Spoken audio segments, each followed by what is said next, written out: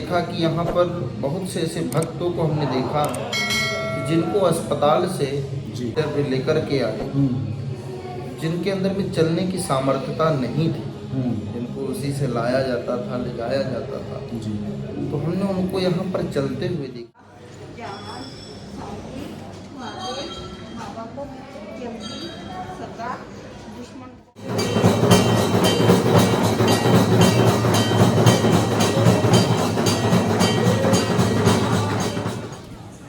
दोस्तों नमस्कार, मैं अखिलेश गुरु एक बार फिर आपका स्वागत करता हूं।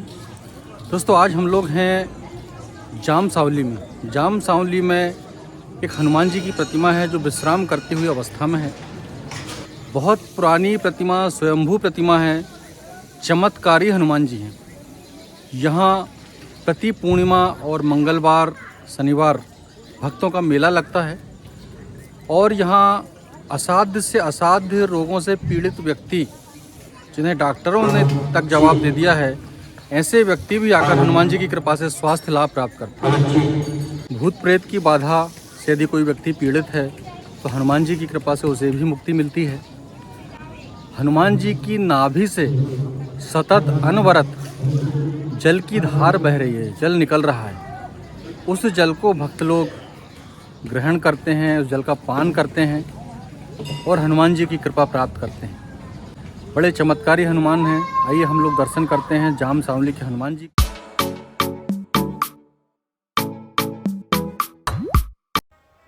मध्य प्रदेश के छिंदवाड़ा नागपुर मुख्य मार्ग पर स्थित है जाम सावली।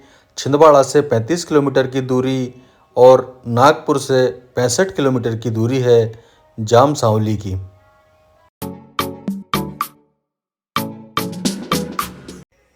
उज्जैन के महाकाल लोक और काशी विश्वनाथ के कॉरिडोर की तरह ही जाम सावली में हनुमान लोक का निर्माण किया जा रहा है। मंदिर के पुनर्निर्माण के साथ ही हनुमान लोक के निर्माण का कार्य भी प्रारंभ हो चुका है।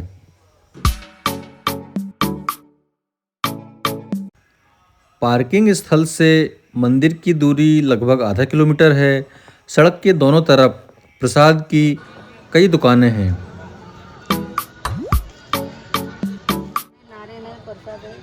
नारियल है, प्रसाद है, फूल है।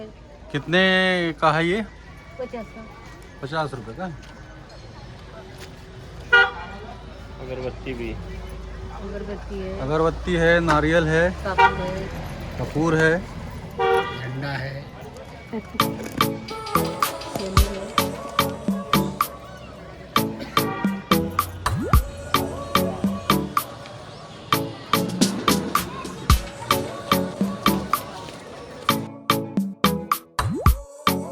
आज भीड़भाड़ नहीं होने की वजह से हम लोग गर्भगृह तक आसानी से पहुंच पा रहे हैं।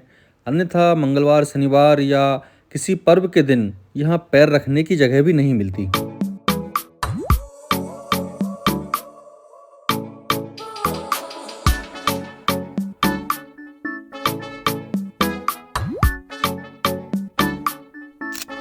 अतुलित बलधामं श्रवणशलाभदेहं धनुजवन्प्रसानं ज्ञानिनामग्रगण्यं सकलगुणनिधानं वानराणामधीशं रघुपतिप्रियभक्तं वातजातं नमामि। दोस्तों जाम सावली हनुमान मंदिर के पुजारी पंडित शुभम चतुर्वेदी जी हमारे साथ हैं, जो हमें हनुमान मंदिर के बारे में, चमत्कारों के बारे में, हनुमान लोक के बारे में बता रहे हैं। जी पंडित जी। जय श्री राम। जय श्री राम पंडित जी। मंदिर का जो पुराना इतिहास है तो बहुत पुराना है जी। और मंदिर में जो हनुमान जी महाराज लेटी हुई जो प्रतिमा है जी, वो किसी के हाथ से प्रतिष्ठित नहीं, स्वयंभू प्रतिमा। स्वयंभू प्रतिमा। और इसमें कई वर्षों से मतलब इस प्रतिमा को इसी प्रकार से देखा गया जी। और यहाँ पर बड़े ही लोग बड़े ही भक्ति भाव से यहाँ पर दूर दूर से कई लोग यहाँ पर पहुँचते हैं जी।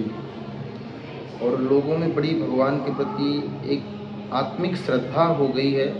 और भगवान जी के यहाँ एक चमत्कार यह है कि भगवान के नाभि से जल निकलता है। अच्छा। और उस जल को लोग ग्रहण करते हैं, जिसमें उनके भूत प्रेत जो भी असाध्य रोग होता है तो वो सारे उससे दूर हो जाते हैं। कैंसर जैसी बीमारियां यहाँ पर ठीक होती हैं। इस कारण लोगों का यहाँ ज़्यादातर पूर्णिमा 3 पूर्णिमा में तो ज़्यादातर लोगों का जमावड़ा रहता है। यहाँ पर कई लाखों में पब्लिक यहाँ पर पहुँचती है। एक कार्तिक पूर्णिमा हो गया, एक गुरु पूर्णिमा और एक हनुमान जयंती। यहाँ पर दूर दूर से लोग चल करके यहाँ पर पहुँचते हैं, लाखों की संख्या में यहाँ पर उपस्थित होते हैं और भगवान को अपनी अर्जी लगाते हैं। और जो यहाँ से ठीक होकर के जाते हैं तो सवा महीना यहाँ पर पहले रहते हैं, इसके बाद हर पूर्णिमा को यहाँ पर पेशी करते हैं।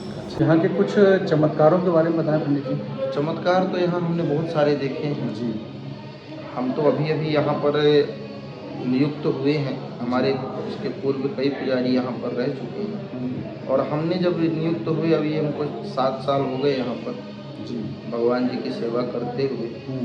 तो कुछ समय में हमने यह देखा कि यहाँ पर बहुत से ऐसे भक्तों को हमने देखा कि जिनको अस्पताल से जी वो जो अस्पताल में रखते हैं जिस पर लेटा करके स्ट्रेचर पे लेकर के आए, जिनके अंदर में चलने की सामर्थ्यता नहीं थी, जिनको उसी से लाया जाता था, ले जाया जाता था जी।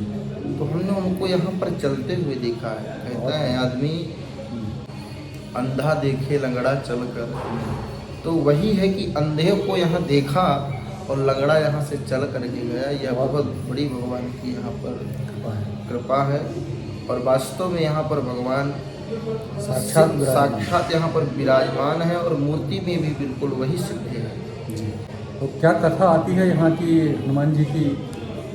हनुमान जी की कथा का तो वर्णन इस प्रकार है जी। लोगों की कहानी कही हुई बातों को मैं बता रहा हूँ, लेकिन रामायण या रामचरितमानस में वर्णन नहीं है, लेकिन कथित बातें हम आपको बता रहे हैं। ऐसा लोगों का मानना है कि यहाँ पर एक पर्वत है जी, जो पर्वत का आकार द्रोणागिरी पर्वत। जब हनुमान जी लक्ष्मण जी को जब शक्ति लगी थी तो हनुमान जी जब पर्वत को लेकर के आ रहे थे द्रोणागिरी पर्वत को संजीवनी बूटी के लिए जब गए थे, तो उस समय लोगों का मानना ऐसा है कि यहाँ पर हनुमान जी महाराज विश्राम किए थे। अच्छा जी। जो भी लोग यहाँ पर आते हैं जी, भोजन की निःशुल्क व्यवस्थाएँ हैं, यहाँ पर ठहरने के लिए भक्तशालाएँ हैं, बहुत सारी यहाँ व्यवस्थाएँ हैं और आने वाले भविष्य में और उसको बढ़ावा दिया जा रहा है। बड़ा रूप भव्य का मंदिर का भव्य स्वरूप किया जा रहा है। कितने कमरे हैं यहाँ भक्तों के रुकने के लिए? भक्तों के रुकने के लिए यहाँ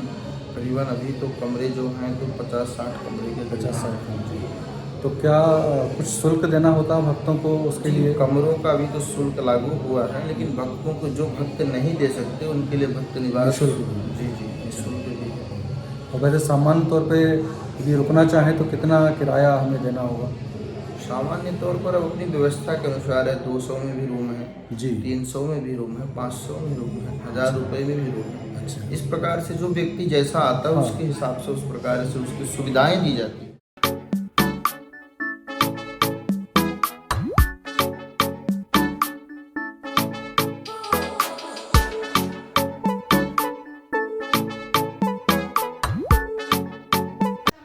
महाराष्ट्र के प्रसिद्ध संतों की प्रतिमाएं स्थित हैं संत दर्शन परिसर में। मन्नत के धागे बंधे हुए दिखाई दे रहे हैं। मन्नत पूरी होने पर भक्त लोग आकर उन्हें खोल देते हैं।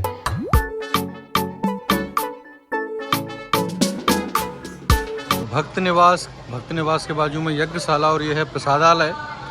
दोपहर में 12:15 से 2 बजे तक यहाँ आप भोजन कर सकते हैं, प्रसाद पा सकते हैं।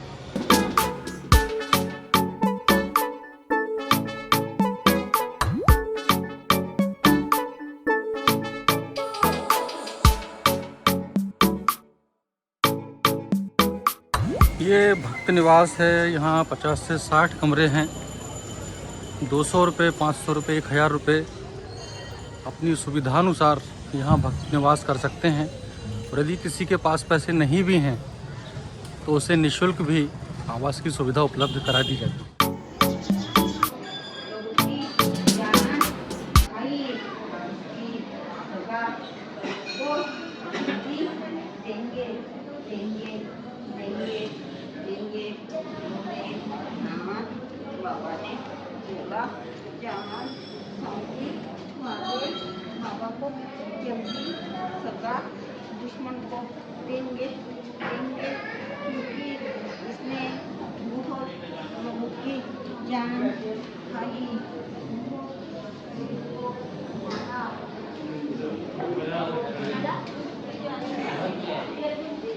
ये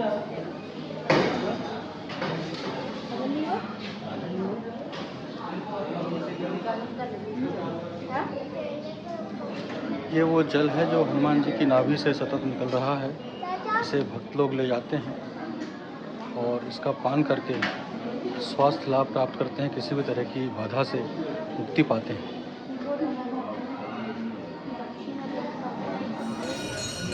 आइए हनुमान जी की सायंकालीन आरती का आनंद लेते हैं।